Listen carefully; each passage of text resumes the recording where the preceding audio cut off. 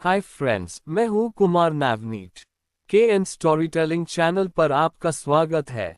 अभी तक आपने चैनल को सब्सक्राइब नहीं किया तो चैनल को सब्सक्राइब कर लीजिए। आज की कहानी का शीर्षक है आयशा। दुबई चमक दमक का शहर, जहां रेगिस्तान के बीच गगनचुंबी इमारतें आसमान को चीरती हैं, जहां सोने की दुकानें दिन रात चमकती हैं और जहां रातें कभी अंधेरी नहीं लगती।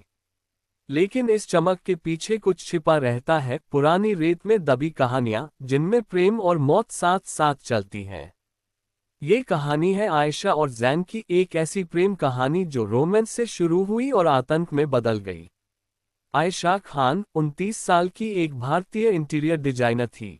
दिल्ली से दुबई आई थी एक बड़े प्रोजेक्ट के लिए, पाम जुमेरा पर एक लग्जरी विला का इंटीरियर डिजाइन करना। जनवरी 2026 का महीना था। मौसम सुहाना था लेकिन रातें ठंडी। आयशा का अपार्टमेंट डाउनटाउन दुबई में था, बुर्ज खलीफा के नजदीक। वह रोज शाम को वाटरफ्रंट पर टहलने जाती। वहां फाउंटेन शो होता था, पानी की लहरें संगीत के साथ नाचती। एक शाम फाउंटेन शो खत्म होने के बाद वह अकेली बेंच पर बैठी थी। आसपास लोग कम हो गए थे। अचानक एक आदमी उसके पास आकर बैठ गया। लंबा, गोरा, काली आंखें और एक ऐसी मुस्कान जो दिल को छू जाए। उसने सफेद कंधौरा पहना था। शो देखने आई थी? उसने पूछा। आयशा ने मुस्कुराकर कहा, हाँ। आप? जैन अल हसन। मैं यहाँ का हूँ, लेकिन मेरी माँ भारतीय थी, लखनऊ से, इसलिए हिंदी बोल लेता हूँ। बातें शुरू हुईं। जैन ने बताया कि वह एक पुराने दुबई परिवार से है, लेकिन अब प्रॉपर्टी बिजनेस करता है। आयशा ने अपने प्रोजेक्ट की बात की। रात गहरी हो गई। जैन ने कहा, कल मेरे साथ पुराने दुबई घूमना चाहेंगी? असली दुबई जो चमक के पीछे छिपा है। आयशा ने हाँ कह दी। अगली शाम जैन अपनी काली रेंज रोवर लेकर आया। वे पहले अल फहीदी हिस्टोरिकल नेबरहुड गए। संकरी गलियां, पुरानी हवेलियां, मिट्टी की दीवारें। जैन ने एक पुरानी हवेली के सामने गाड़ी रोकी। ये मेरी पुरानी फैमिली हवेली है, अब कोई नहीं रहता। आयशा ने अंदर जाने की इच्छा जताई। जैन ने हिचकिचाते हुए दरवाजा खोला। अंदर धूल, पुराने फर्नीचर और अजीब सी ठंडक। आयशा ने कहा, यहाँ बहुत पुरानी खुशबू है। जैन ने मुस्कुराकर कहा, और पुरानी यादें भी। वे दोनों हवेली में घूमे। एक कमरे में पुरानी तस्वीरें थीं। एक तस्वीर में एक औरत थी जो आयशा से बिल्कुल मिलती जुलती लग रही थी। जैन ने कहा, ये मेरी दादी थी, बहुत सुंदर थीं।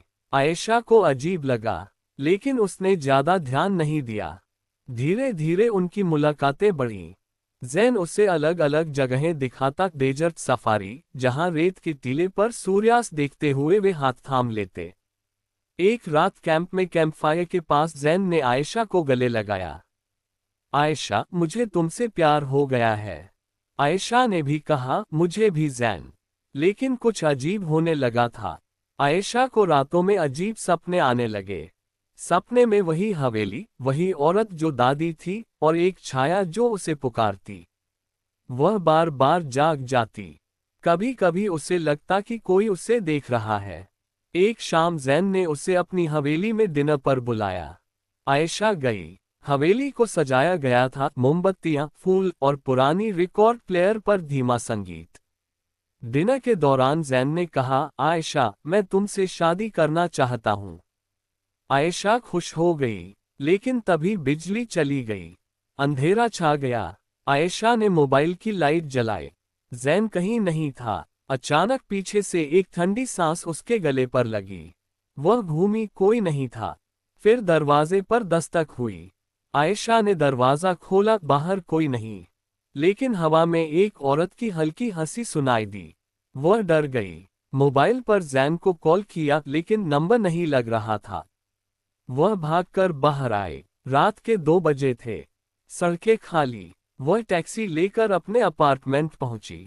दरवाजा खोला तो अंदर सब सामान्य था, लेकिन बेडरूम में एक पुरानी तस्वीर पड़ी थी, वही औरत जो जैन की दादी थी।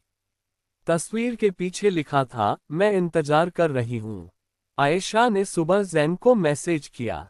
जवाब नहीं आया। वह उसकी गैलरी गई लेकिन वहां कोई नहीं था।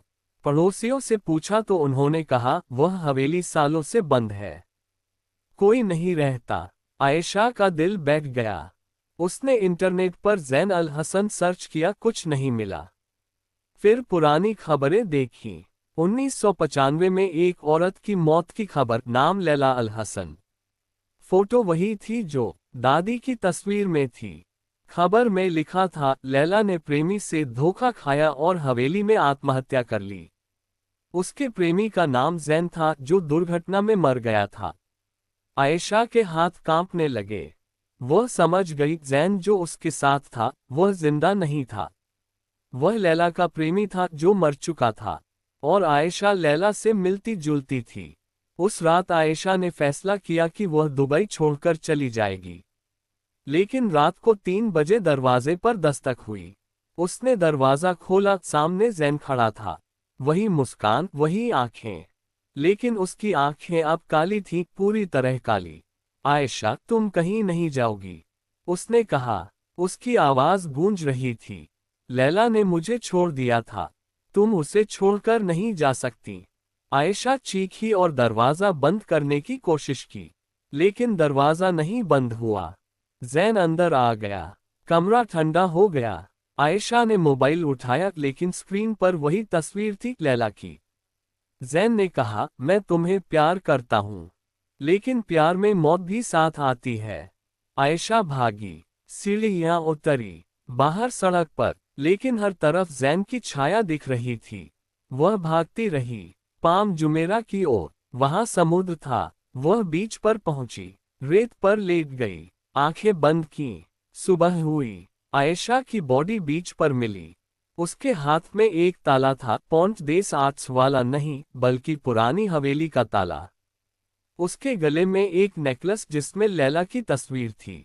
पुलिस ने कहा दिल का दौरा, लेकिन जो लोग जानते थे वे जानते थे ये प्रेम था।